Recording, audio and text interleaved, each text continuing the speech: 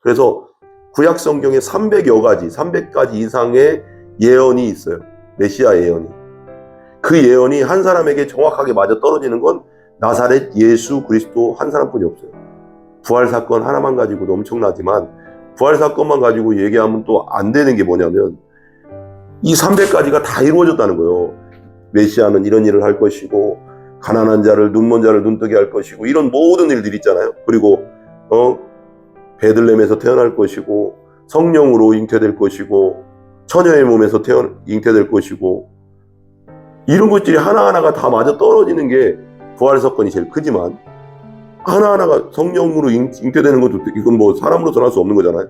하나하나가 정확하게 그 중에 하나라도 틀리면 메시아가 아니잖아요. 이 시간에 우리는 공동체 성경 읽기대로 우리 요한복음 8장입니다. 8장. 요한복음 8장. 예, 8장 1절부터 11절까지 보도록 하겠습니다.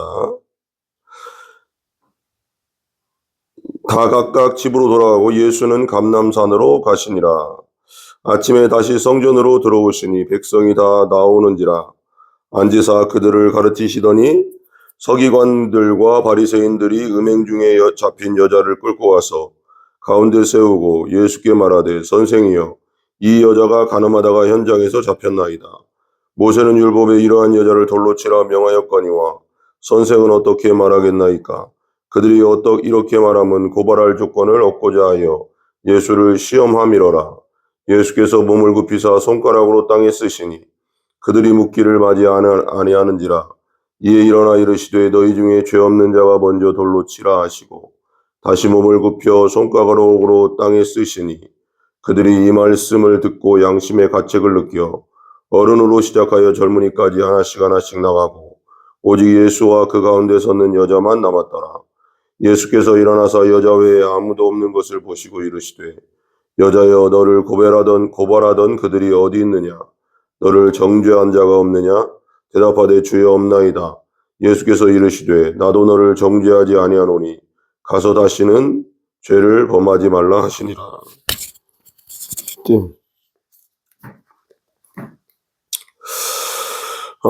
오늘 말씀에 보면 그 말씀 위에 보면 제목이 음행 중에 잡혀온 여자가 용서받다 있잖아요. 음행 중에 잡혀온 여자가 용서받다.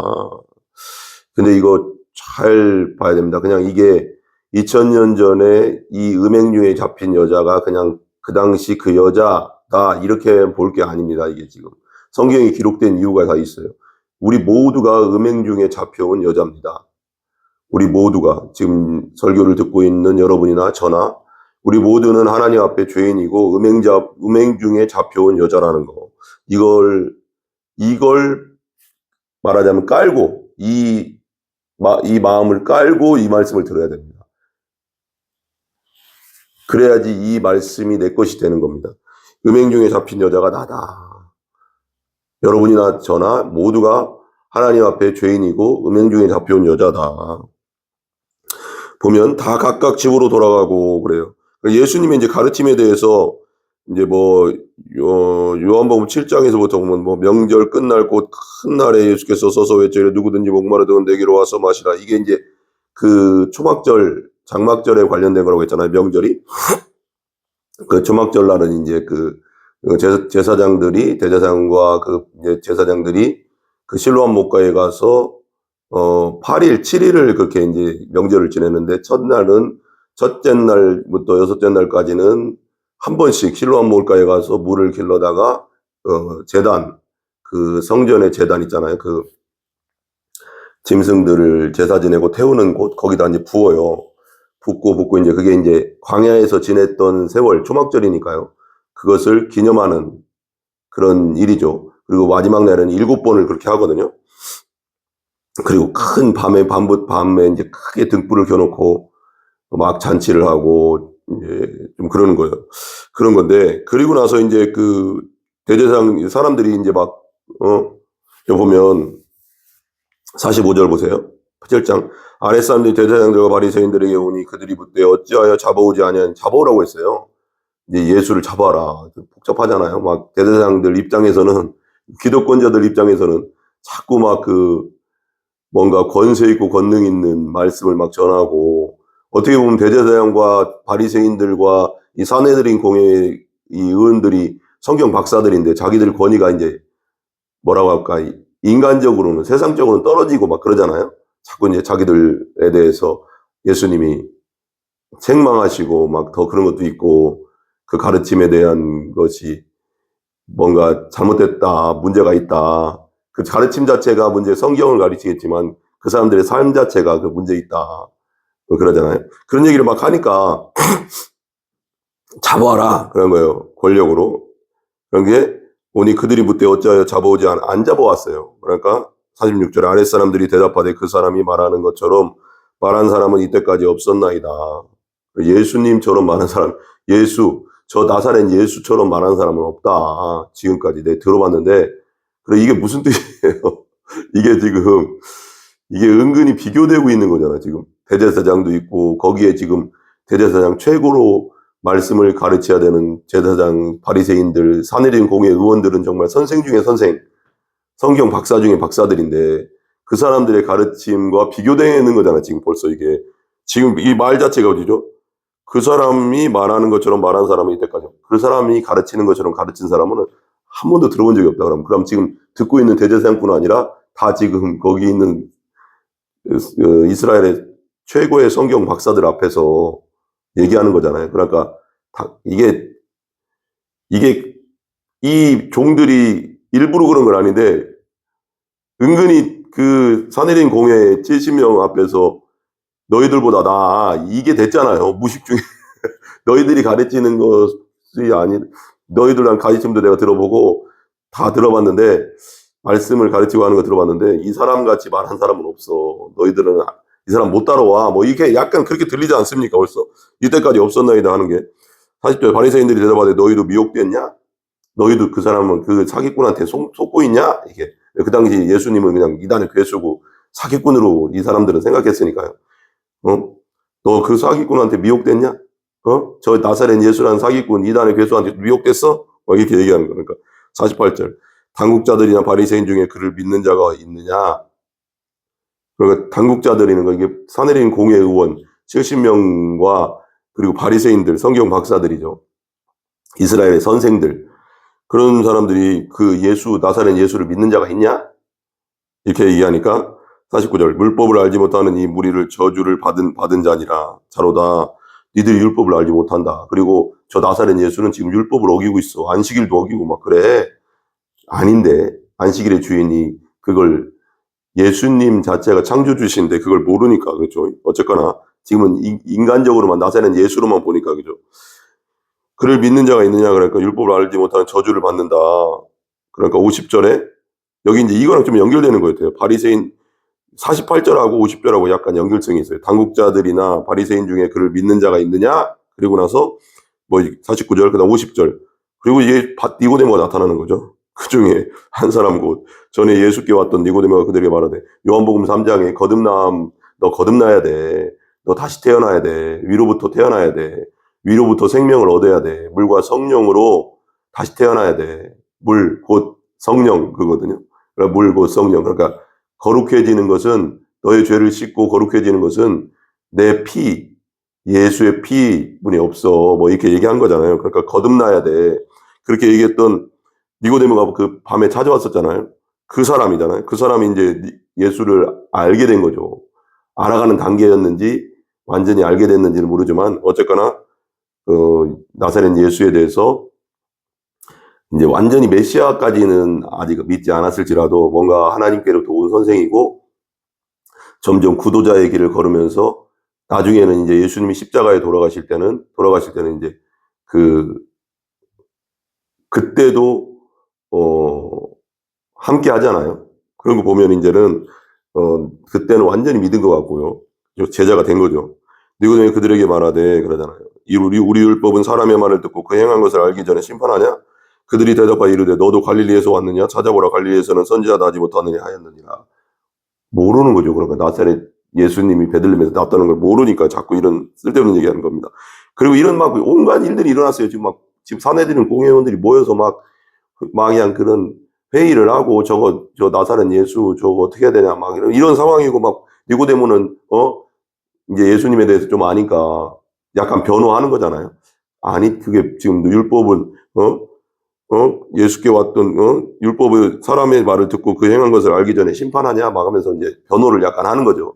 근데 이때까지만 해도 제가 볼 때는 니고데모가 완전히 예수님이 나사렛 그 메시아다 이 정도까지는 안 간 것 같아요. 그냥 하나님의 사람이다 뭔가 이 정도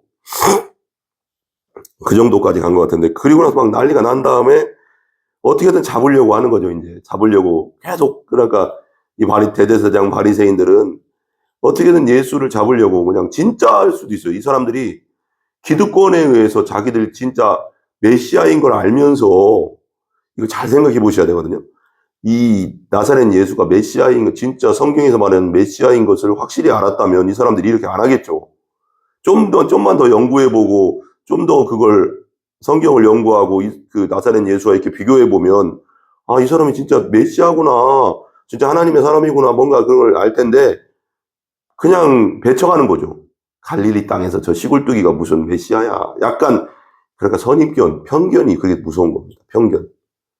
그러니까 왜 예수님 이사야 53장에 보면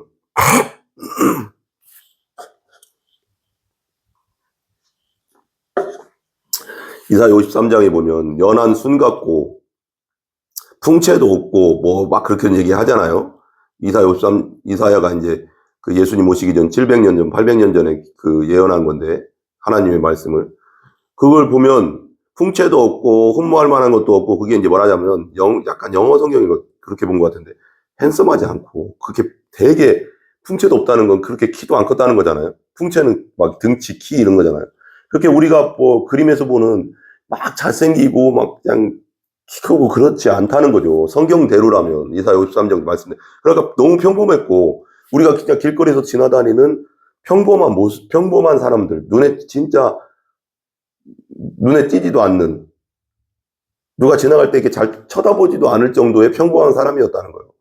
그러니까 이제 그 겉모습 왜 하나님은 중심을 보는데 사람을 그 외모를 본다고 하잖아요. 겉모습만 보고 그리고 갈릴리 사람이다 뭐 이러면서 그 시골뜨기 나사렛 저 가난한 동네 그 갈릴리 땅에서도 그 더 가난한 동네 저 시골뜨기 저기 산골 저기 뭐 우리말로 말하면 저기 함경도의 산골 저기 뭐 북청 뭐 그런 예를 들면 저기 왜 저 꼴짝이에요. 저런 사람이 무슨 메시아야 이런 선입견을 갖고 보니까 그리고 그 기득권을 갖고 보니까 기득권 자기의 또 기득권도 있잖아요. 그걸 보니까 안 입고 온 거죠. 꽃가온 거죠. 막 말씀을 가르치네 자꾸 하나님 말씀을 지가 하나님이라고 하고 막 그러네 저거 막 이게 얼마나 아닐 것 같겠어요. 그러니까 선입견과 편견이 무서운 거예요. 그러니까 여러분. 그러니까 우리가 하나님을 믿을 때 예수님을 믿을 때는 뭘로 믿어야 돼요? 말씀으로 믿어야 돼요. 말씀으로. 그러니까 나사렛 예수가 십자가에 돌아가시고 부활하신 예수님이고 나의 주인이구나 이런 걸 어떻게 알 수 있겠어요? 성경대로 십자가에 돌아가시고 성경대로 죽으셨기 때문에 이때 구약 성경이죠. 예수님 십자가 돌아가실 때까지는 구약 성경밖에 없었잖아요. 그 후에 이제 신약 성경들 복음서 기록하고 신약 성경 기록하고 사도 바울이 13개의 서신을 기록하고 요한계시록 막 이렇게 기록된 거 아니에요. 예수님이 십자가에 돌아가시고 부활하신 다음에 다 신약 성경이 기록됐으니까. 그러니까 성경에 기록된 대로라는 것은 뭐예요?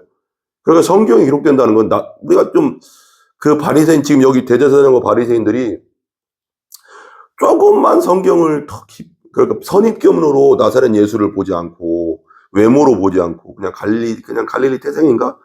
그 정도만 보지 않고 좀 더 연구해보고 좀 더 물어보고 네가 갈릴리 사람인데 메시아는 베들레헴에서 태어난다고 미가서에 나왔는데 미가서 5장 2절인가요? 나왔는데 너는 갈릴리 사람이잖아. 물어볼 수도 있잖아요. 그러니까 뭔가 열린 마음으로 예수님께 다가갔어야 되는데 근데 그냥 마음을 완전 닫은 다음에 편견을 가지고 그냥 자기 생각으로 대하니 그럼 예수님이 나는 베들레헴에서 태어났다.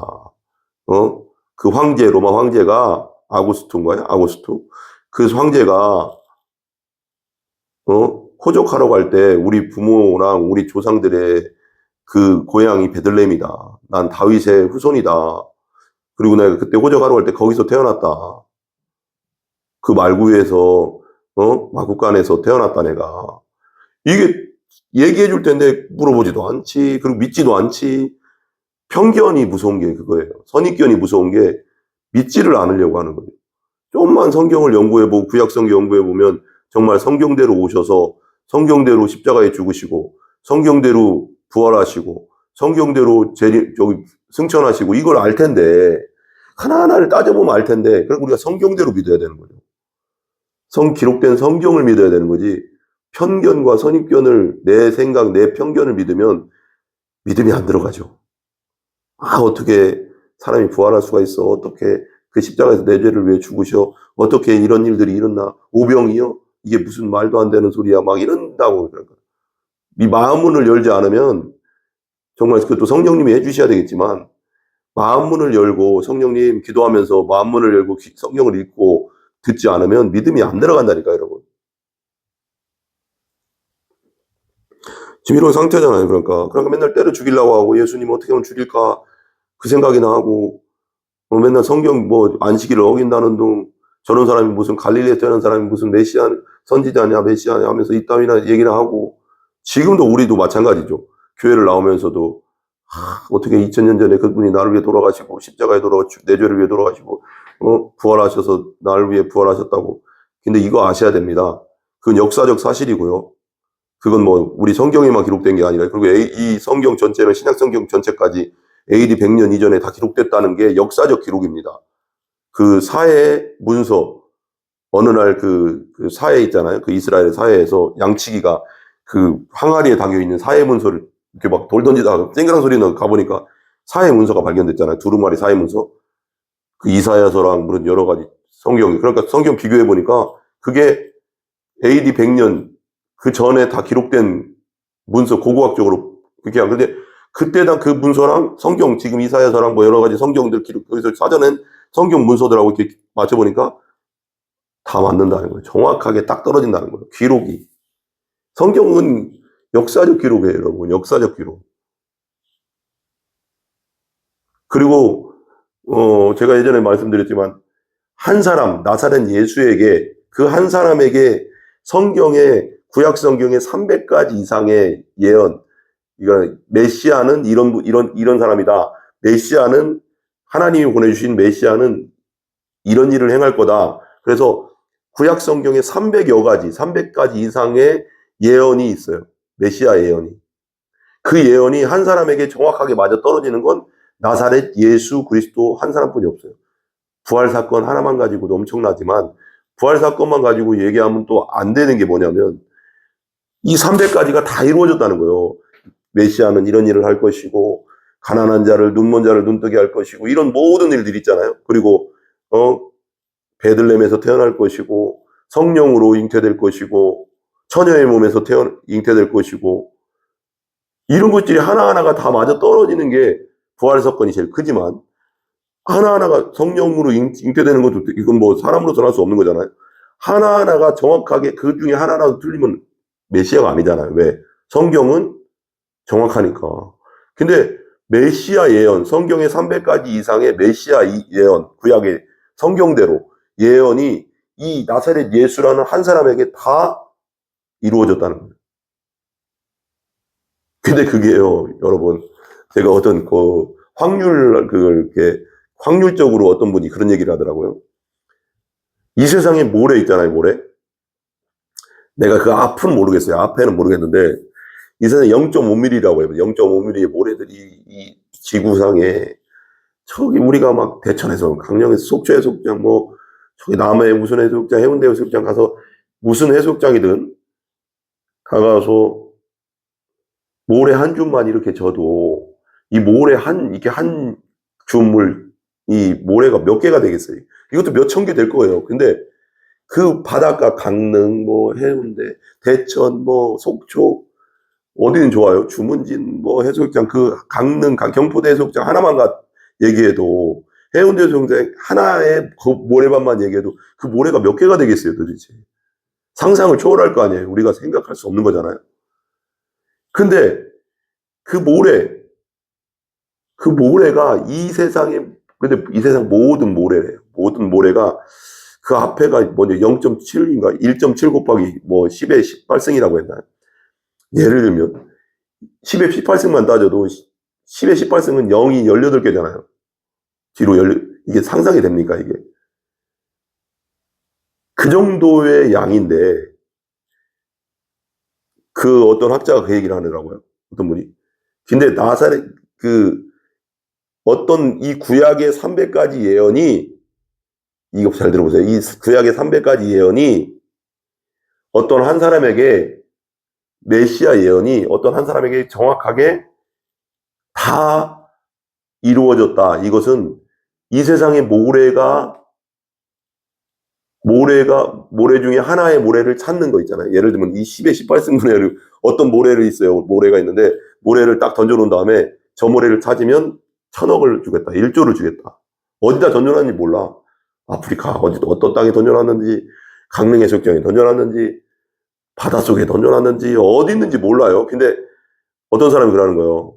하나님이라고 합시다. 하나님이 그 모래, 내가 던져놓은 모래 너무 똑같아. 다 똑같은데 내가 하나를 던져놓을 거다. 0.5mm 모래를 똑같다. 그걸 어디다 던져놓을지, 전 세계 어디다 던져놓을지 모른다. 근데 그걸 한 번에 찾으면 1조를 주겠다. 어떻게 찾습니까, 이걸? 그 확률보다 여러분, 이 구약에 예언된 메시아 예언 있잖아요. 300가지. 이 300가지 이상의 이 메시아 예언, 이 한 사람에게 이루어지는 건 그 확률보다 더 어렵다는 거예요. 이거 상상되십니까, 여러분? 300가지 이상의 메시아 예언이, 구약에 예언된 모든 메시아 예언이 이루어질 수 있는 건, 한 사람에게 이루어지는 건 불가능이라는 거죠. 근데 그것이 나사렛 예수에게 그대로 이루어졌다는, 그분이 곧 메시아라는 걸 상징하는 겁니다. 놀랍지 않습니까? 나 지금 여기 머리가 빠쭉 섰어요, 지금. 순간 머리가 막 소름이 돋았어, 제가 지금. 순간 머리가 막 섰어, 지금. 순간. 이 정도입니다. 나사렛 예수가 곧 메시아다. 구원자다. 우리 주님이고 그분은 하나님이다. 여러분, 이거 놀라운 겁니다, 여러분. 이분 믿어야 되지 않습니까, 여러분? 그런데 끝까지 바리새인들과 대제사장은 좀만 성경을 연구하고 마음을 열고 보면, 니고데모처럼 마음문을 열면 보일 텐데 안 여는 거죠. 편견과 선입견, 그게 무서운 거죠. 어떻게 그런 일이 일어날 수 있어? 요즘 시대도 마찬가지죠. 그러니까, 그리고 또 잡아 죽이려고 계속 그래요. 53절. 그래, 예수께서 감람산으로 가시니다. 그래, 다 각각 집으로 가고, 이제 그런 일이 일어난 다음에 감람산으로 가셨어요. 감람산 가서 뭐 하셨을까요? 기도하셨겠죠. 보통 그래요. 감람산 가면, 감람산에 가서 기도하시고, 기도처가 있는 것 같아요. 예수님의 기도처. 겟세마네 동산, 그곳에서 기도하시는. 그러니까 우리가 어떤 나만의 장소가 되게 중요한 것 같아요. 기도가 정말 기도에 온전히 집중될 수 있는, 그게 집에 어떤 안방이든지 작은 방이든지, 교회 와서 기도하는 것이, 교회당에서 기도하는 것이 더 좋으면 교회당 와서 기도하고, 이렇게 그 기도의 장소가 필요하다. 어쨌거나 감람산으로 가셨어요. 가셔서 이제 기도하셨겠죠. 보통 그렇게 하시니까요. 그리고 아침에 다시 성전으로 들어오셨다. 주무셨다는 말은 없잖아요. 거의 밤새도록 기도하신 것 같아요. 거기서 잠깐 이렇게 눈 잠깐 붙일 수도 있지만 그냥 거의 밤새 거의 기도하신 것 같아요. 그리고 나서 기도 후의 사역. 예수님은 기도 안 하고는 사역을 한 적이 없어요. 예수님은 성자 하나님이신데도 기도하시는데, 이 땅에서 정말 나사렛 완전한 사람이고 완전한 하나님으로서 사시긴 했지만, 이 땅에 내려온 것은 지금 완전한 사람으로서 하나님 앞에 지금 순종하고 있는 거거든요. 기적을 베풀 때 외에는 하나님의 능력을 쓴 적이 없어요. 자기 자신을 위해서는, 예수님이 자기 자신을 위해서 기적을 쓴 건 하나도 없어요. 다른 이웃을 위해서, 눈먼 자를 위해서, 정말 그 사랑이죠. 이웃사랑. 자기 자신을 위해서는 안 썼대. 그러니까 지금 여기서 기도한다는 건 철저히 완전한 인간으로서 지금 기도하고 있는 겁니다. 우리가 그걸 닮아야 되지 않겠습니까? 예수님, 우리 주님도 그렇게 하셨는데.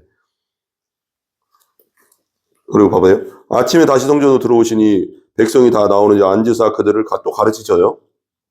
성전에서 이제 솔로몬 행각에서 보통 가르치시거든요. 솔로몬 행각. 미문으로 들어가서 이제 솔로몬 행각으로, 그죠? 3절, 또 서기관들. 아까 또 어떻게든 죽이려고 하는 위에 7장에 서기관들과 바리새인들이 음행 중에 잡힌 여자를 끌고 와서 가운데 세우고 또 예수님을 시험하려고 하는 거예요. 테스트하려고 자꾸. 어떻게든 잡으려고. 어떻게든 말꼬리 잡으려고. 그래가서 저게 성경 어겼다. 성경 어겼다 해서 어떻게든 종교재판으로 넘겨서 어떻게든 죽이려고 하는 거죠. 죽일 수는 없는데 원래 자기들이 로마에 고소해서 이제 뭔가 정치적으로 이제 나중에는 십자가로 죽였잖아요. 근데 어쨌거나 나쁜 사람들이죠. 끌고 왔어요. 근데 또 하필이면 또 예수님이 가르치고 있는 여가 이제 예수님 가르치고 우리 교회라고 하면 가르치고 있는 막 말씀을 설교를 하고 있는데 가운데다 딱 세워놓고 여기 예배당 가운데 세워놨다고 생각해 보세요. 막 예배 드리고 있는데 음행 중에 잡힌 여자를 상상을 한번 해보시라고. 음행 중에 잡힌 여자가 나다라는 생각을 하셔야 돼요. 우리는 다 죄인이니까 보세요. 그 마음으로 들으세요. 그게 정확합니다. 보세요. 4절 예수께서 말하되 이 여자가 나다 생각하고 이렇게 지금 들으시라고요. 예수께서 말하되 선생이여 이 여자가 간음하다가 현장에 잡혔나이다. 지금 내 모습이라니까요. 죽는 거예요. 이제 구약 율법대로라면 돌로 쳐서 죽여야 돼요. 레위기 11장인가 레위기에 보면 돌로 쳐야. 근데 중요한 건 남자 여자 다 죽여야 되거든요. 간음 혼자 하는 게 아니잖아요. 남자는 어디 도망간 것 같아. 그럼 어디로 데리고 와야, 같이 잡아서 와야 되는데 여자만 데리고 왔어. 뭔가 의도가 좀 그렇죠. 의도가 그래요. 나쁜 놈들이요. 서기관 바리새인들. 연약한 여자만 데리고 왔어. 어쨌거나 여자가 간음하다가 현장에 잡혔나이다. 현장에 잡히면 그냥 돌 맞아 죽는 거예요. 이건 빼도 박도 못하는 거예요. 그냥 증거가 있죠. 바로 거기서 그냥 두 남녀가 현장에서 잡혔기 때문에 그건 빼도 박도 못하는 이거 죽는 거죠. 그냥 이제 이 간음하다가 잡혀온 여자는 이제 그 생각했겠죠. 죽었구나. 100%니까 그냥 이제 끝났구나. 나는 이제 돌에 맞아 죽는구나. 이렇게 하고 이제 끌려왔을 거예요. 막 그냥 옷도 제대로 입지도 못하고 이제 막 이렇게 대충 걸치고 막 질질 끌려왔을 거예요. 그러면서 완전히 낙담했겠죠. 이제 절망했겠죠. 이제 끝이구나. 내가 왜 이런 죄를 져가지고 이렇게 죽나 이러면서 왔겠죠. 내 죄성이 나를 죽이는구나. 내가 어떻게 하다 이런 죄를 져가지고 내가 이렇게 죽는구나. 다 내 죄 때문이지만 내 인생도 참 그렇다 이러면서 뭔가 나는 그랬을 것 같아요. 막 왔어요. 왔는데 구원자가 나타나. 우리 예수님이 구원자. 잡혔나이다. 5절 모세는 율법에 여기 나오죠. 모세는 율법에 이러한 여자를 돌로 치라 명하였거니와 선생은 어떻게 말하겠나이까. 그래요. 레위기 20장 10절, 신명기 22장 22절에 보면 나와요. 돌로 치라고 했어요. 죽이라 이거예요. 증인이 먼저 딱 제 가슴을 그냥 크게 쳐요. 돌로 칠 때 보면 이렇게 가슴 이 부분을 아니면 머리도 있겠지만 거기를 큰 돌로 팍 쳐요. 증인이 본 사람이. 그러면 나머지들이 형식적으로나마 던지긴 하는데 막 던져서 돌무덤을 만들어서 죽이는 거죠. 원래는 이렇게 떨어뜨려서 죽인다고 하더라고요. 처음에는 어디 이렇게 몇 미터 되는 곳에서 이렇게 밀어서 떨어뜨려서 돌로 치고 또 돌로 또 던진다고 그런 말씀 그런 성경학자들도 있더라고요. 어쨌거나 좋아요. 예수께서 말하되 선생님이 이 여자가 간음하다 현장에서 잡혔습니다. 테스트하는 거죠. 예수님이 어떻게 말하나 보려고, 예수가 어떻게 말하나 보려고 이 서기관 바리새인들이 저 나사렛 예수가 어떻게 말하나 보다 이렇게 이런 거지. 이 서기관 바리새인들 입장에서 한번 생각해봐. 나사렛 예수, 어이 이 여자가 현장에서 잡혔어. 넌 어떡할 거요? 넌 뭐라고 말할 거요? 이거 지금 테스트거든요. 모세의 율법을 얘기하잖아요. 그러면서 5절에 이 서기관 바리새인들이 딱 빼도 막도 못하게 딱 말해보. 모세의 율법에 이러한 여자를 돌로 치라 명했다. 너는 어떻게 할 거냐? 선생이라고 불러주긴 하지만 속으로는 너는 어떻게 말할 거야? 너는 막 사람들 사랑하라고 하고 이렇게 얘기하는데 어떻게 말할 거야? 그러니까 여기서 모세 돌로 치라고 하면은 하나님은 사랑이다 뭐 이렇게 하면서 용서에 대해서 얘기하고 막 말씀하시고 막 그랬는데 뭔가 이게 지금 뭔가 이게 진짜 이게 백성들도 다 보고 있고 바리새인들도 여기 서 있고 여기서 지금 양당 간에 뭔가 결정을 해야 되는 거잖아요. 모세 율법대로 돌로 치라고 하면 지금까지 예수님이 자기의 가르침이 사랑하라 용서하라 막 이런 말씀을 막 했는데 백성들이 그러면 권위가 떨어지잖아요, 벌써. 아, 옛날에 막 용서하고 사랑하라고 하더니 그냥 죽이라고? 아니, 근데 백성들도 그냥 대부분은 물로 치라고 했지만 그 제자들뿐 아니라 따라다니는 정말 12제자뿐 아니라 또 여러 여자들도 막 같이 따라다녔잖아요. 막달라 마리아뿐 아니라. 그러면 제자들에게 권위 다 떨어지는 거죠. 사랑하라, 섬겨라, 용서해라, 막 이러고 이렇게 가르쳤는데 이게 그러니까 앞뒤를 딱 막은 거죠. 이제 걸려들었네. 이게 이제 이것들은 서기관 바리새인들이 모르는 게 있어요. 얼마나 예수님이 지혜로운 줄을 몰라. 얼마나 예수님이 얼마나 지혜로운 줄을 몰라. 이제 독박 딱 갇혔구나. 왜 고양이가 쥐를 몰잖아요. 이렇게 딱 갇혀버리잖아요. 빼도 박도 이렇게 완전히 그냥 어디 빠져나갈 수 없는 사면초가라고 하잖아요. 항우와 어? 그, 싸울 때 그거 보면 초한지 뭐 그런가요? 어? 완전 갇힌 거죠. 이거 뭐 어디 빠져나갈 수 없죠. 완전 감옥에 갇힌 거죠. 이거 뭐 이걸 만들려고 한 거예요. 이제 걸려들었다. 이제 생각했겠지. 서기관 바리새인들은 나사렛 예수 넌 끝났어. 이렇게 생각했겠지. 너 걸려들었다 너. 이렇게 말하면 너는 모세가 율법대로 돌로 치라고 하면 너는 니들 제자들한테 권위 다 이르는 거고 너를 선생으로 보지도 않을 거고 너를 떠날 거야. 이런 생각을 하고 있었고 그리고 또 이렇게 사랑해라 그래도 이렇게 얘기하면 예수님이 가르친 대로 사랑하고 용서해라 하면 모세 율법을 어기니까 종교 재판에 걸리는 거고 그리고 또 예수님을 따라다니지 않았던 유대교의 수많은 백성들이 돌로 치겠죠. 예수님을 치겠죠. 이게 완전히 이거 이러지도 못하고 저러지도 못하는 상황을 만들었어. 이제 독박 딱 썼어. 넌 끝났어. 마 이제 이거지 속으로. 서기관과 바리새인들이 그렇게 생각했겠죠. 나사렛 예수 너는 끝났어. 이제 빠져나갈 수 없어 여기서. 너는 끝난 거야. 용서하고 사랑하라고 하면 모세 율법대로 네가 죽어야 되고 네가 말씀대로 안 하기 때문에 모세 율법대로 하라고 하면 너는 네 제자들에게 버림당할 거야. 왜? 사랑하고 용서라고 맨날 그랬는데 이게 완전히 예수님 완전히 그렇잖아요. 여기서 한 단계 올라가야 돼요. 세상도 마찬가지거든요. 항상 독박 씌울 때 어디로 몰아 그리고 끝났다 하게 완전 절망을 만들거든요. 절망스럽게. 아, 여기서는 이제 나갈 구멍이 없구나 라게 만들어버려. 말로 아니면 상황으로. 마귀도 그렇게 하거든요. 자꾸. 근데 이 상황에서 딱 예수님이 이제 나중에 여기서 예수님이 벗어나는 것을 한번 보시라고요. 이게 되게 중요한 것 같아요. 제가 옛날에도 한번 누구한테 들은 것도 있고 내가 깨달음이 문제에 집중하면 문제에 빠지거든요. 그 문제에서 빠져나와서 멀리서 보면 답이 보여요. 근데 문제 가운데 완전 빠져들어가면 문제 가운데 있기 때문에 바닷물에 빠져있으면 내주에 바닷물만 있으니까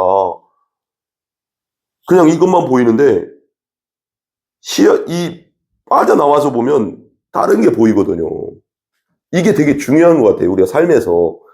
우리가 어떤 독박이 있었거나 어떤 완전 정말 절망스러운 상황 속에서 딱 있을 때 그 절망적인 상황, 걱정되는 상황, 가난과 슬픔과 고통, 고난의 상황을 그냥 거기에 gat혀버리면 어떡하지? 내일 이런 돈이 이렇게 나가야 되는데 내일 뭐 월세 살면 월세가 나가야 되는데 내일 우리 교회도 마찬가지로 다 똑같았죠. 그냥 교회 월세 줘야 되는데 뭐 예를 들면 다 그렇잖아요. 사는 게 다 거기잖아요. 근데 거기에 딱 갇혀 있으면 걱정한다고 뭐가 되겠습니까? 거기서 빠져나와서 말씀을 봐야죠. 우리는 말씀을. 두려워하지 말라 놀라지 말라 내가 너와 함께함이라. 너는 내게 부르짖으라 내가 응답하겠고 네가 알지 못한 크고 은밀한 일을 내게 보여주리라. 구하고 찾고 두드려라. 그러면 구해질 것이고 찾아질 것이고 열릴 것이다. 자꾸 말씀에 집중하는 거죠. 이렇게 문제에서 빠져나와서 말씀으로 문제를 봐야죠. 그러면 풀리거든요. 이게. 하나님 말씀은 그대로 이루어지니까. 이게 되게 중요한 것 같아요. 예수님도 문제 속으로 들어가면 답이 안 나와요. 여기서는. 문제 바깥으로 나오니까 지혜롭게 말씀할 수 있는 거죠. 보세요. 그러니까 베드로도 예수님만 바라봤을 때는 말씀 대신 진리 대신 예수님만 바라봤을 때는 바다에 안 빠졌잖아요. 근데 막 풍랑, 걱정의 풍랑, 물질의 가난의 풍랑, 근심의 풍랑, 병의 풍랑, 또 뭐 암의 풍랑, 여러 가지 자식 걱정의 풍랑, 이걸 바라보는 순간 거기에 빠지거든요. 그게 우리거든요. 단순하거든요, 사람이 되게. 그러니까 바라보는 순간 그 걱정의 바다에 빠져버리거든요. 예수님이 건져주시잖아요. 왜 나를 믿지 않았느냐. 믿음이거든요. 예수님 바라보고 끝까지 걷는 믿음으로 갈 때 예수님만 초점 맞춰 초점이거든요. 부활하신 예수님만 끝까지 바라보면 빠질 일이 없습니다. 왜? 세상에는 별의별 일이 있으니까요. 근데 딱 바라보는 순간 빠집니다. 예수님에서 초점을 놓치는 순간 바다에 빠지는 거죠. 걱정의 바다에. 이겁니다, 이거. 이게 되게 핵심 원리예요. 신앙의 원리거든요. 이게 초점 싸움입니다. 초점 싸움. 예수님을 끝까지 바라보는 싸움이거든요. 영적 전쟁이죠, 이게. 마귀는 자꾸 예수님에게서 영적 시선을 돌려서 세상을 바라보게 하고, 너의 가난을 바라보게 하고, 나의 아픈 것을 바라보게 하고, 나의 자식들의 그런 어려움을 바라보게 하고, 내가 나이 먹어서 좀 병든 것을 바라보게 하고, 내가 지금 암에 걸린 거 암을 바라보게 하고, 뭐 이렇게 이쪽을 자꾸 시선을 이쪽으로 딴 쪽으로 자꾸 돌리는 거거든요. 근데 여기서 이렇게 영적으로 자꾸 이렇게 우리는 예수님을 계속 초점을 맞추는 건 뭐냐면, 다시 말씀으로, 다시 복음으로, 다시 십자가로, 다시 부활로 자꾸 이렇게 맞추고, 예수님을 맞추고, 초점을 맞추고, 끊임없이 기도로 걸어가는 거예요. 기도하지 않으면 안 됩니다, 또. 기도하면서 예수님도 계속 사역하면서 기도하잖아요. 초점을 흔들리지만 계속 맞추는 겁니다. 어떤 분이 그 말씀 하시더라고요. 나침반이 이게 북쪽을 가리치잖아요. 항상. 빨간 쪽이. 그 자우선 때문에.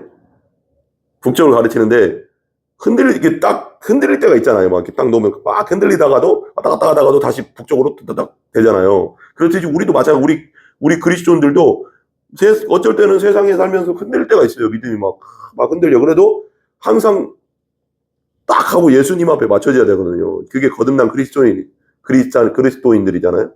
딱 맞춰져야 되는, 항상. 그래야지 우리가 이 세상을 이기었노라 그랬잖아요, 예수님이. 이 세상을 이기면서, 믿음으로 이기면서 갈 수 있어요. 그게 핵심입니다, 핵심. 빠져나갈 수 없었 구멍이지만 예수님은 빠져나오시잖아요. 왜? 그 상황을 넘어서서 그 상황을 보니까 그렇거든요. 우리도 마찬가지예요. 그들이 이렇게 말하면 고발할 조건을 썼고자 하여 예수를 시험함이라. 예수께서 몸을 굽히사 손가락으로 땅에 쓰시니, 고발하려고. 이렇게 하면 이렇게 고발하고, 이렇게 하면 모세율법을 어기면 모세율법대로 고발하고, 이거 하려고 하는 거예요, 지금요. 예수님을 아니까. 이 사람들도 그저 머리는 있잖아요. 또 나쁜 놈들이 머리는 또 좋잖아요. 또 쓸데없는 잔머리지만, 그 잔머리를 이길 수 있는 건 오직, 악한 꾀를 이길 수 있는 건 오직 말씀이에요, 말씀. 우리도 똑같이 머리 굴려서 그 사람 못 이깁니다. 이거 보면 악한 자들은요, 꾀가요, 얼마나 머리가 잘 돌아가는지 몰라요. 그쪽으로는 그냥 진짜 엄청나게 돌아가거든요. 사람 속이고, 사람 이용해 먹고, 외식하고, 가식하고, 연기하는 거죠. 자기와 다른 모습으로. 겉과 속이 다른 사람들은 이게 머리가 진짜 잘 돌아갑니다. 웃으면서 어떻게 하면 저 인간 잡아먹을까, 이런 생각하는 사람들이잖아요. 사기꾼들이. 엄청 잘 돌아간다. 그냥 속는단 말이에요. 그건 거기서 빠져나올 수 있는 것, 그 사기꾼에게서, 그 악한 자들에게서 빠져나올 수 있는 것은 오직 예수, 그리고 말씀입니다. 잠언서도 많이 읽으시고 말씀을 많이 묵상하고 읽으시고 바랍니다. 그 말씀이 내 안에 있으면 그 자들이 보여요. 왜? 진리는 악한 꾀보다 높으니까. 그러니까 악한 꾀를 이기는 방법은, 내도 같이 꾀 부린다? 절대 못 이깁니다. 그 사람들 장난 아닙니다. 그쪽으로는 완전 빠삭하게 돌아가는 사람들이라 못 이깁니다. 말씀으로만 그들을 제압할 수 있습니다. 이거 봐봐요. 바리새인들, 서기관들 머리 돌아가는 거 봐봐요. 여기서 빠져나올 수 있는 길은 말씀으로 들어가는 거예요. 예수님은 말씀으로 그들을 제압해버리는 거죠. 보세요. 이제 보면 나오죠. 그들이 이렇게 말하면 고발할 조건을 얻고자 하여 그렇게 하잖아요. 그러니까 예수께서 몸을 굽히사 손가락으로 땅에 쓰시는 거예요. 뭘 쓰셨는지는 몰라요. 근데 어떤 학자들에 의하면 저도 그렇게 생각하는데 제가 묵상해 봐도 그래요. 저도 묵상하고 묵상하면 뭘 쓰셨을까? 정확하게 안 나오지만 우리가 거룩한 상상으로 한번 상상해 보자. 뭘 쓰셨을까? 첫 번째 쓰시고 또 두 번째 또 쓰시거든요. 땅에 쓰셨어요, 손가락으로. 뭘 쓰셨어요? 그 다음에 보세요. 7절. 그들이 묻기를 맞이, 막 뭐라고 하는, 묻기를 맞이 안 하니라 이에 일어나 이르시되 그들이 묻기를 맞이 않는다는 거예요. 막 물어본다는 거예요. 막 계속 물어본다는 거예요. 뭘 물어본다고 얘기했지만 뭐 다그치는 거죠, 거의 뭐. 바리새인 서기관들이. 예수요, 예수요, 예수, 말해보시오, 말해보시오. 어떻게 하겠소? 어떻게 했소? 어떻게든 뭔가 꼬투리 잡으려고 하는 거죠. 말하게 해서. 우리도 그러자 세상 살다 보면 그럴 때 있잖아요. 막 지들이 다 이경처럼 악한 자들이 지들이 다 제압한 것처럼 선한 사람들, 의로운 사람들을 막 다그치잖아요. 우리 일제시대 때도 유관순 누나도 그러고 막 독립운동한 사람도 그렇고 악한 자들은 무리를 지어서 선한 사람을 막 다그치잖아요. 막 그 똑같은 거죠. 그렇게 다그치니까 이제 일어난 거예요. 손가락으로 쏘시다가 이렇게 너희 중에 죄 없는 자가 먼저 돌로 치라. 이런데 제가 보니까 이게 봐봐, 이게 되게 봐봐요. 손가락으로 막 쓰신 다음에 너희 중에 죄 없는 자가 먼저 돌로 치라 그래요. 그러면 이 밑에 땅에 쓴 게 뭘까? 저는 그렇게 생각해요. 십계명을 쓰지 않았을까? 예수 하나님 사계명까지 하나님에 대해서 하나님 외에는 다른 섬기지 마라. 우상 만들지 마라. 하나님 이름을 망령되이 부르지 마라. 안식일을 거룩하게 지켜라. 이게 썼겠죠. 그 다음에 부모를 공경해라. 그죠? 살인하지 말라. 간음하지 말라. 도둑질하지 말라. 거짓말하지 말라. 탐내지 말라. 다 썼겠. 전 그거 썼다고 생각해요. 간음하지 말라도 썼겠죠.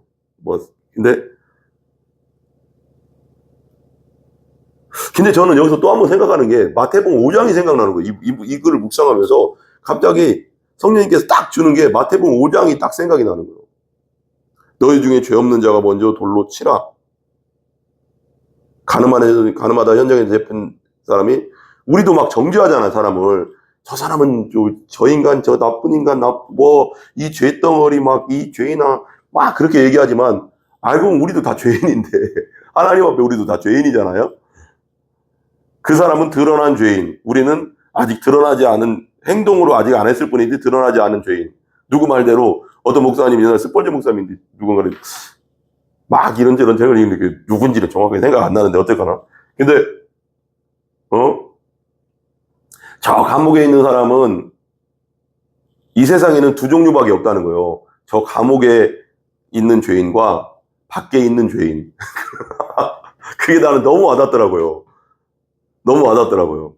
저 감옥에 있는 죄인과 진짜 실제적으로 감옥에 있는 죄인과 밖에 있는 죄인, 감옥에 안 들어간 죄인. 저 사람들은 행동으로 직접 행해서 죄인이 됐을 뿐이고 이 세상은 행동으로 해야지 죄인이 되잖아요. 도둑질하고 하고 정말 간음하고 예를 들면 그래야지 죄인이잖아요. 살인을 하고 해야지 죄인이잖아요. 그래 진짜 살인을 해야지. 이 감옥에 가 있는 죄인과 밖에 있는 죄인이라는 거예요. 하나님 보시기에 그렇다는 거예요. 근데 그거 아세요? 예수님은요, 진짜 행동으로 한 죄는 당연한 거지만 그 생각까지도 다 죄라고 해요. 우리가 무엇을 말로 욕한 거, 나가라고 하면 지옥불에 떨어질 것이고 그런 죄 덩어리라. 우리는 그냥 날 때부터 죄나무다, 죄덩어리다라는 것을 예수님은 지적하는 거예요. 니들 이거죠. 이거 죄 없는 자, 너희 중에 죄 없는 자가 돌로 쳐.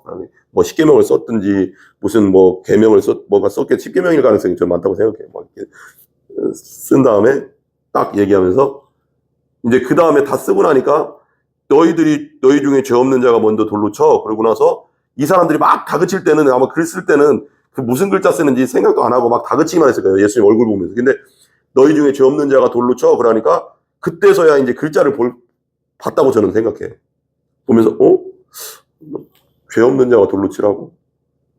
왜 유대인들은 죄에 대해서 엄청 민감하잖아요. 왜 그러면 구약 성경 자체가 죄를 짓지 마라, 행하라, 하지 말라 이런 거니까, 율법이니까 거의. 그러니까 그리고 자기가 잘못하면 양이나 소나 염소나 끌고 가서 제사장 앞에서 항상 자기들도 그 양이나 염소나 그런 것들이 죽어나가는 것을 자기 죄 때문에 피 흘리고 있는 모습을 봤거든요. 그러니까 유대인들이 자기가 죄인 아니라고 하는 사람은 아무도 없어요. 왜? 그렇게 성경적으로 배웠고 그렇게 살았기 때문에. 그러니까 죄 없는 자가 돌로 쳐라 하니까 이건 뭐 할 말이 없네 이거. 그러니까 예수님이 하시는 방법을 잘 보세요. 우리가 이제 이것도 적용할 수 있는 게 뭐냐면, 예수님은 그 한 가지에 집중하지 않는다는 거예요. 모세의 율법대로라면 가늠하다 현장에 잡힌 여자는 돌로 쳐라. 이거에만 집중하면 답이 안 나오거든요, 이거.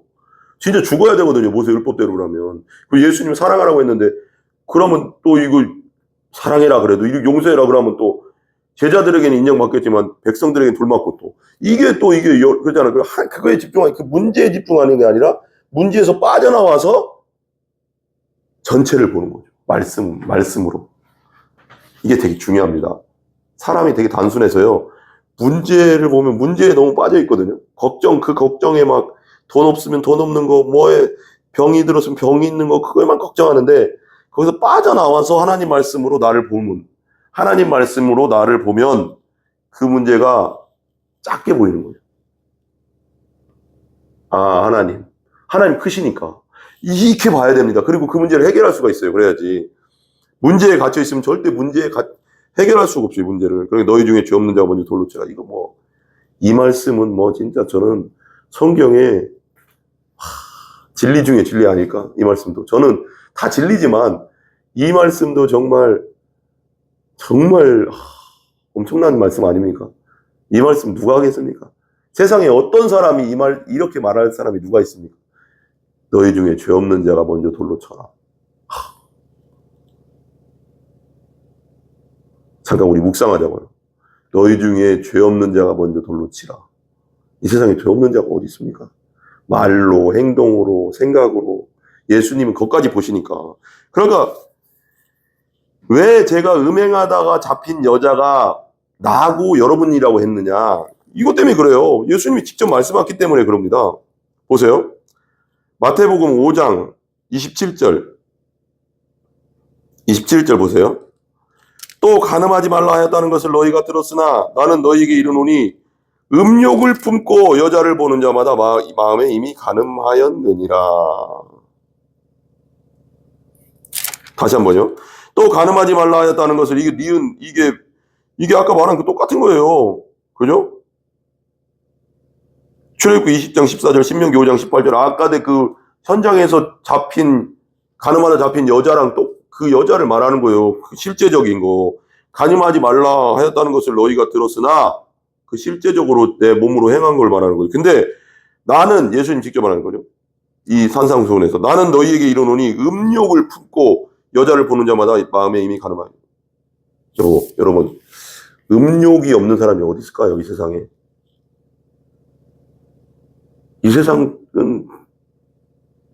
이 세상 우리는 아담의 후손으로서 죄덩어리고 죄인 원죄를 가지고 태어나기 때문에 음란한 마음을 안 가진 사람은 없어요. 사춘기 때부터 저 생각해보니까 저만 그런 건 아니죠. 여러분도 어차피 다 아담의 후손이니까. 여자나 남자나 똑같아요, 이건. 여자들은 좀 이렇게 정숙하게 있는 거지. 다 생각을 하잖아요. 남자들은 더 드러나게 그렇게 하는 거지만. 남자나 여자나 사춘기가 지나고, 사춘기 때부터 엄청나게 음란한 생각들을 많이 하게 되잖아요. 음란한 생각이 막 들어오잖아요. 얼마나 남자들 같은 경우는 수많은 여자를 보면서 예쁘고, 지금 쉽게 말할게요. 그냥 쭉쭉빵빵한 여자들 보면서 얼마나 음란한 생각을 했습니까, 여러분? 여자들도 마찬가지죠. 잘생긴 연예인들, 꽃미남, 남자 연예인들, 그리고 길가에 지나가는 엄청나 잘생긴 사람들 보면서 얼마나 음란한 생각을 많이 하셨습니까?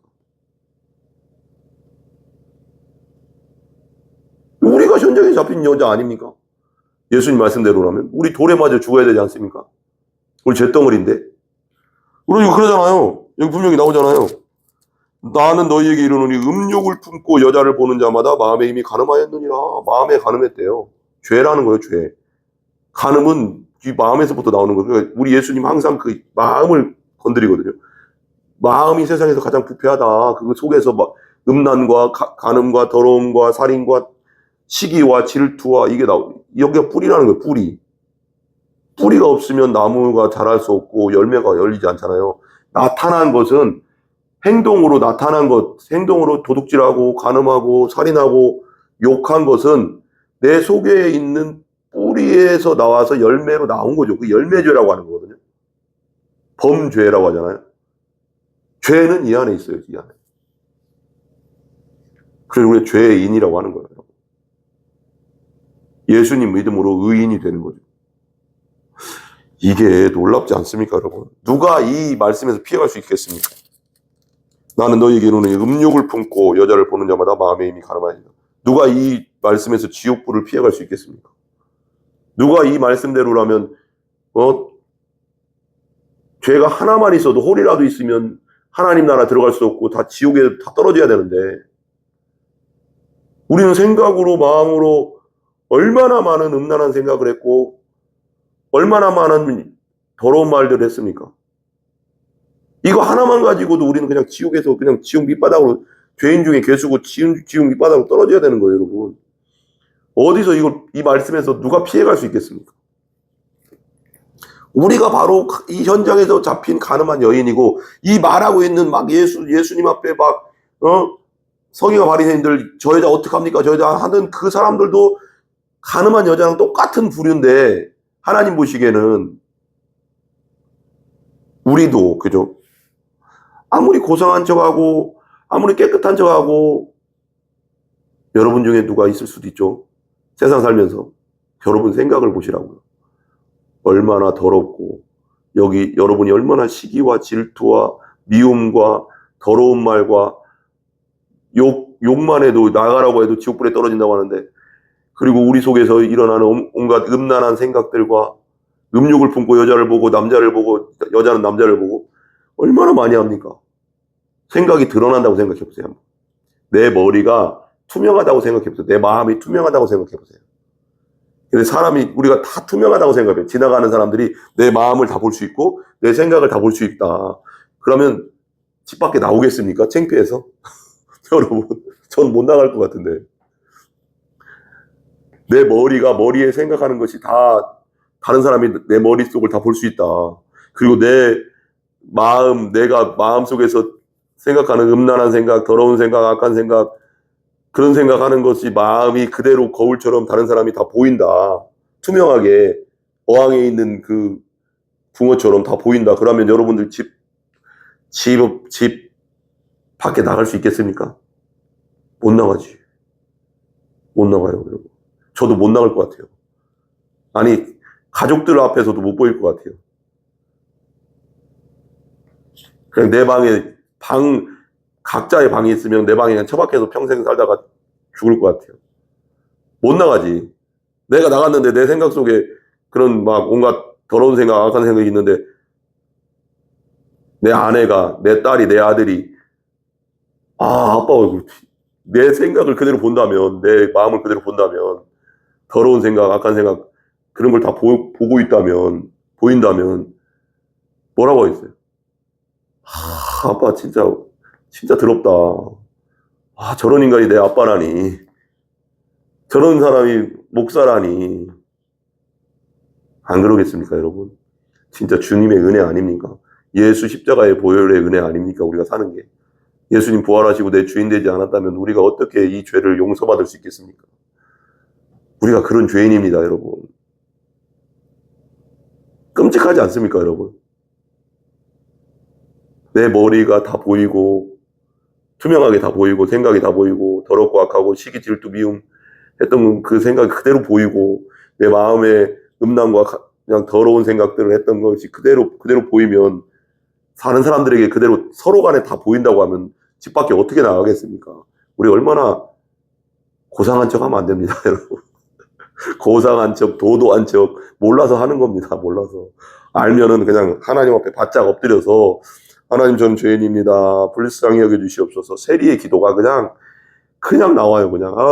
주여, 저는 죄인입니다. 무슨 말을 하겠습니까? 바리새인처럼 내가, 일주일에 2번씩 금식하고, 11조도 하고, 뭣도 하고, 모든 걸 11조 하고, 뭣도 하고, 교회 봉사도 하고, 뭣도 다 했습니다. 그리고 차 뒤에 있는 세리 같지도 않습니다. 저는 이런 말 어떻게 하겠습니까? 자기 자신을 몰라서 하는 얘기지. 진짜 하나님 앞에서 내가 얼마나 큰 죄인인 걸 알면, 그냥 가슴을 치면서 바짝 엎드려가서, 저는 죄인입니다. 저를 불쌍히 여기 이 말밖에 할 게 없어요. 말도 못해 나는. 어느 날 저는 기도하는데 그런 마음이 들더라고. 말도 못하겠더라고 하나님 앞에. 그게 깨달아지니까. 그런 내가 얼마나 큰 죄인인 걸, 얼마나 더럽고 악한 죄인인 걸 알게 되니까 하나님 앞에 뭘 요구하는 것도 하나님 못하겠더라고. 못하겠더라고. 뭐 기도할 때도 뭘 요구하잖아 우리가. 못하겠더라고. 진짜 하나의 은혜다. 그리고 또 예수님으로 말미암아 구원해 준 것도 감사한데 자녀 삼아 주셔서 자녀들은 뭐든 구하잖아요. 이게 뭐 한량없는 은혜 아닙니까? 그냥 항공무지로소인가요? 정말 이건 뭐 말로 할 수 없는 거 아닙니까? 하나님의 사랑이. 하나님 입장에서 한번 생각해 보세요. 여러분, 우리가 하나님은 아니지만 철천지 원수 같은 죄인을 자기 아들의 피로 씻어내고 죄를 용서하고 부활하셔서 우리의 주인 되어 주시고 그리고 자녀까지 삼아 주시는, 이건 말이 됩니까 이게? 이런 사랑이 세상에 어디 있습니까 여러분? 그리고 8절 또 그러죠. 다시 몸을 굽혀 손가락으로 땅에 쓰시니, 그래요. 다시 몸을 굽혀 손가락 또 땅에 또 쓰셔. 옛날 그 위에 있는 손가락으로 쓰신 것은 십계명에 가는 그 전체를 보라고 본 것 같고, 그 다음 구절로도 되게 와닿았거든요. 다시 몸을 굽혀 너희 중에 죄 없는 자가 먼저 돌로 치라 한 다음에 땅에 쓰시니, 구절 보세요. 그리고 이제 그때 봐봐요. 그들이 이 말씀을 듣고 양심의 가책을 느껴 어른으로 시작하여 젊은이까지 하나씩 나가고 오직 예수와 그 가운데 섰는 여자만 남았더라. 이 말씀을 듣고 떠나갔다는 거예요. 너희 중에 죄 없는 자가 먼저 돌로 치라. 우리도 마찬가지입니다. 여러분 중에 죄 없는 자가 다른 사람을 정죄하시라니까요. 우리 얼마나 많은 정죄를 합니까? 아이고 저런 인간이 무슨 저런. 여러분 나를 봐야 돼, 나를. 누굴 보겠습니까? 내가 죄덩어리인데. 십자가 앞에서 나를 보면 다른 사람 말할 것도 없습니다. 그냥 나만 그냥 불쌍히 여겨주셔서, 사리처럼 불쌍히 여겨주셔서 이것밖에 할 말이 없다니까요, 진짜. 우리가 얼마나 교만한 자입니까? 그죠? 저도 마찬가지고요, 그죠?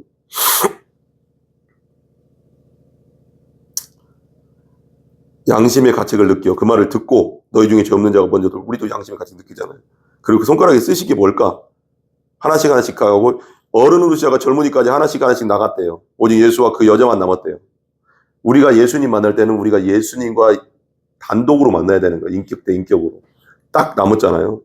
보세요. 근데 그건 이제 그 다음 얘기지만, 어른으로 시작해 젊은이까지 왜 이렇게 떠나갔을까요? 어른으로 시작해요.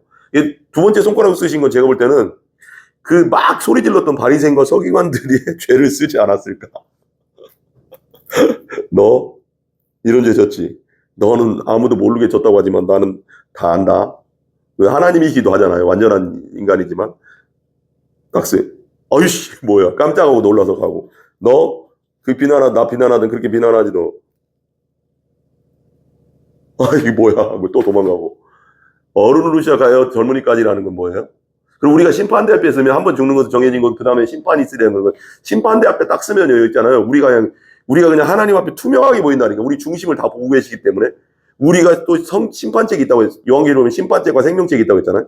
우리가 행한 걸 다 기록해놨다잖아요. 어떻게 피해가겠습니까? 완전하신 하나님 앞에서. 영화 스크린처럼, 유리처럼 정확하게 우리를 보시는 분 앞에서. 그래서 어른으로 시작했다는 건 자기 살면 살수록 자기가 얼마나 많은 죄를 지켰어요? 말로, 생각으로, 또 행동으로, 시기, 질투, 미움, 얼마나 많이 진짜 산처럼 쌓였을 거 아닙니까? 산이 뭐예요? 그냥 죄 덩어리인데, 우리가. 그러니까 부끄러운 거 어른으로부터 해서 젊은이까지 점점 떠나가는 거죠. 떠나가면 안 되고, 여기서 무릎 꿇어야 된다고 생각해요, 저는. 아우, 제가 죄인입니다. 이래야 되거든요. 아우, 창피하다. 주여, 저 죄 때문에 창피하다. 이렇게 해서 가는 게 아니라 예수님 앞에서는 아유, 제가 죄인입니다. 저를 구원해 주세요. 이래야 되고요. 이 지금 현장에서 잡힌 가늠한 여자가 딱 남았잖아요, 둘이. 오직 예수와 그 가운데 섰는 여자만 남았더라. 우리가 구원받는 건 뭐냐면 부활하신 예수님 앞에, 십자가와 부활하신 예수님 앞에 단독으로 서야 돼요, 내가. 누구를 통해서 서는 게 아니라 예수님 앞에 죄인의 모습으로 단독으로 서 있어야 돼요. 그래야지 그분이 보여요. 내가 보여요. 하나님을 알고 나를 알아야 돼요. 그죠? 그래서 이 복음의 핵심이 창타구회잖아요. 창조, 우리가 타락, 구원, 회복, 예수 믿고 회복. 이게 엄청난 겁니다. 우리가 1대1로 단독으로 예수님 앞에 서야지 구원받습니다.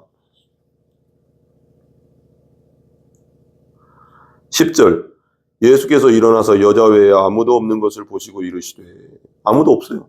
우리 단독으로 예수님 앞에 서야 됩니다. 죄인의 모습으로. 내가 죄인이구나. 예수님 앞에 서면 죄인임을 알잖아요. 하나님이시니까.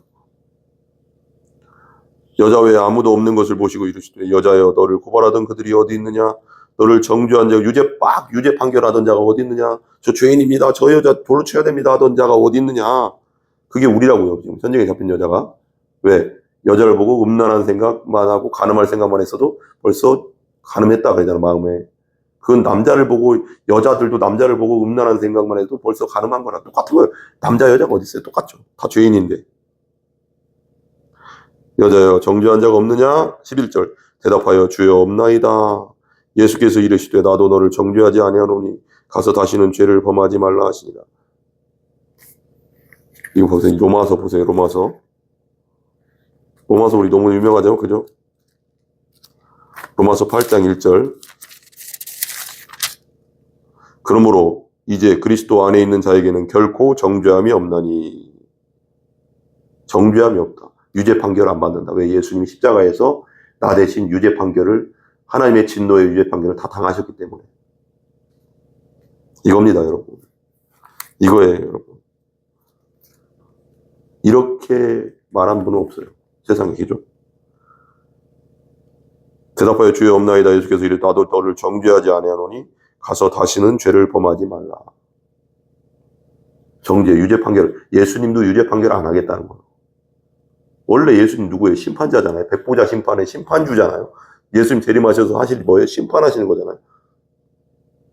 믿는 자들은 예수님으로 말미암아 구원받는 것이고, 믿지 않았던 자들은 죄사함을 받지, 예수 보혈로 죄사함을 받지, 예수 믿지 않고 예수 보혈로 죄사함 받지 않았기 때문에 그대로 심판받는 거죠. 그 행한 대로 살았던 나를.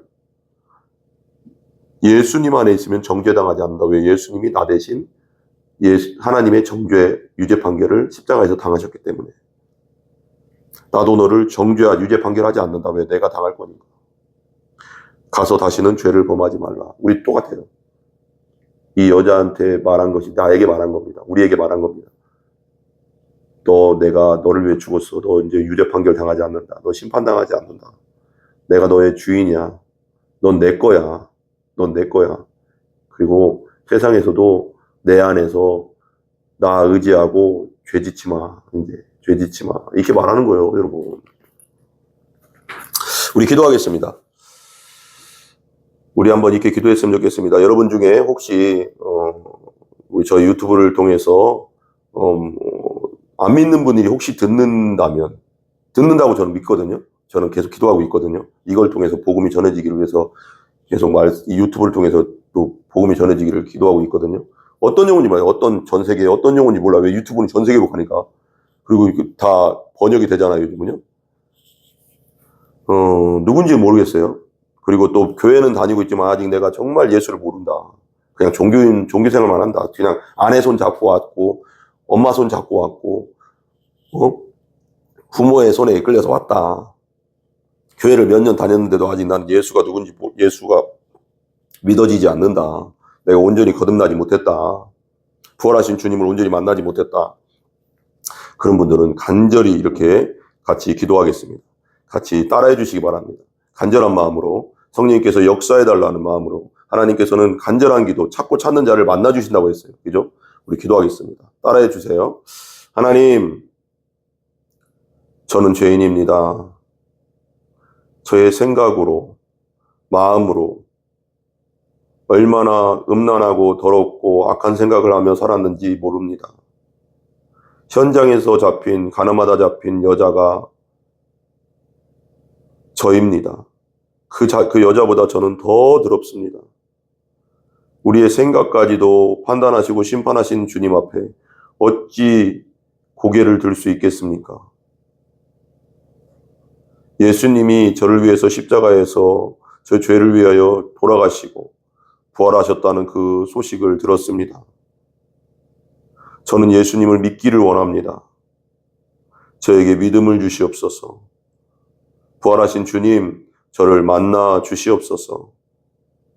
이론이 아닌 실제가 되게 하여 주시옵소서. 온전히 성령으로, 물과 성령으로 거듭나 구원받게 하여 주시옵소서. 예수님의 이름으로 간절히 기도 올려옵나이다. 아멘. 이 기도를 계속 하시기 바랍니다. 부활의 주님이 여러분을 반드시 실제적으로 만나 주십니다. 찾고 찾는 자를 만나 주신다고 했습니다. 주기도문 하겠습니다. 하늘에 계신 우리 아버지여, 이름이 거룩히 여김을 받으시오며 나라의 임하옵시며 뜻이 하늘에서 이루어진 것 같이 땅에서도 이루어지이다. 오늘날 우리에게 일용할 양식을 주시고 우리가 우리에게 죄 지은 자를 사해 준 것 같이 우리 죄를 사하여 주옵시고 우리를 시험에 들게 하지 마옵시며 다만 악에서 구하옵소서. 대개 나라와 권세와 영광이 아버지께 영원히 싸움나이다. 아멘. 우리를 구원해 주시고 우리의 왕 되시고 우리의 주인 되신 부활하신 예수님께, 하나님께 모든 영광을 올려드립니다. 성령 하나님 감사합니다.